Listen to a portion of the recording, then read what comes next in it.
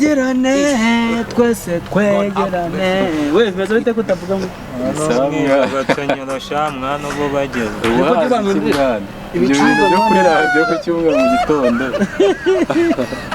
none se man meze bite man Ni fresh. wa mukobwa se biracamo Cherise tumeranye neza ariko nta bigeze hese mu minsi micyago nangiye gufata irembo hakinda. Reka genda ntabwo iki giti kiba kiri mu mandazi ngo abakirenge myijogonyo bavuga ibyo kurya mu kazambi akuba iyi nzara yawe uninde mu myinshi hanga yewe byo ni ibiryo gusa ko ari igicucu ubundi reka nkubwire aho ari reka kuba umwana kugeza unganye gutya uyu mutipe ngenge kuzamukura mu nshuti zanjye igihe cyose nubwo hano hose turi turaganira ni ibiryo nta gutekereza ikintu cyakugeza ku iterambere ni ibiryo gusa mutwe habamo ibiryo n'ibikoma mureka mane kuko ntabwo wareka kandi ikigori none se nkubwire ubu ngubu ndamutse nkubwiye ngo genda ujye gushakira MTN kuri mobile money ntabwo wakiteza imbere wowe ntabwo wafatanije MTN basi ukajya no ku muhanda ugashaka amafaranga kabagent ubona batabayeho neza uzirwa yicana muri quartier ugenda usabiriza ku bikombe apangu by'abakiri ukomanga ufunguza kandi uri umusore mari mutipe nagaruka iwanyu uzambwiye nzaze nkureka aho tuzamuka ariko arabizi nta kintu namuha kitse agiye kukirebera wenda tugahura gitwa ariko nta kintu namuha ahubwo tuzaguhanya uko nureba naho uko muhaze mwana turahaze urashonje se neza urashonje ko waramutse tukaburiho hanyuma se urabona niriwe umuntu ungana gutyo urashonje mana uyu mutipe mwihorere mbarata nyibye cyangwa nawe nitese nese uzajya gufata irembo ryacu aracyari imyaka myinshi ni vuba ni nk'imwe imyaka 12 usubiriye icyo ni cyo gihe wabwiraga uri hafi kuri kandi narakomprime byari bisigaye what in bilis Jesus Lord of Jesus see my head go inside this place niza ikujirazi sikari seriema mane sabu gufasha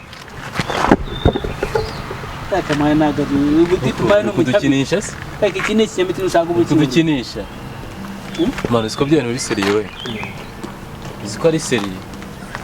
sumana gwa nk'igitimwa yo kamuginga byuka sha byuka reka kwigira gutya gereye kumuzanira byuka mwana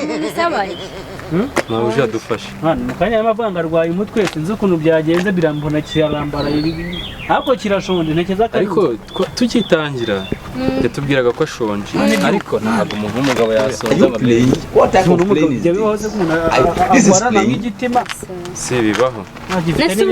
nese nkanjye nabafashe dufashe rwose muje dufashe dushakire mba mubwire wadufashije tukamugenda ku muganga Yesu we nta modoka dushakire nta kindi kintu mfite navuga ngo nabahereza dushakire n'agake ka moto ntarebe za igikira yo kamuginga gikatugeze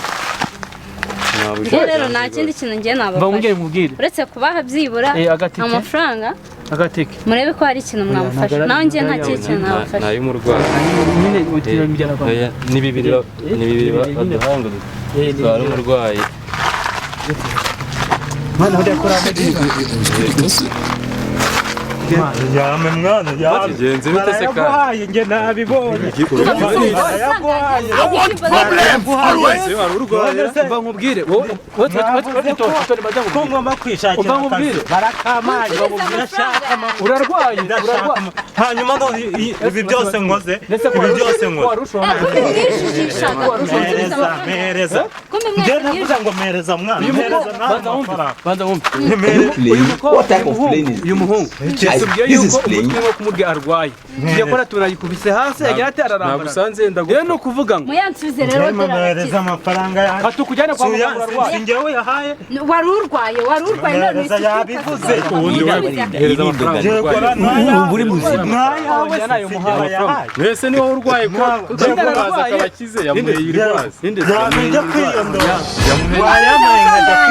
yamuye n'ubundi ateye impuhwe singewe yahaye rata mabuja ikizora gusa agenda ubusa nkubona nkinga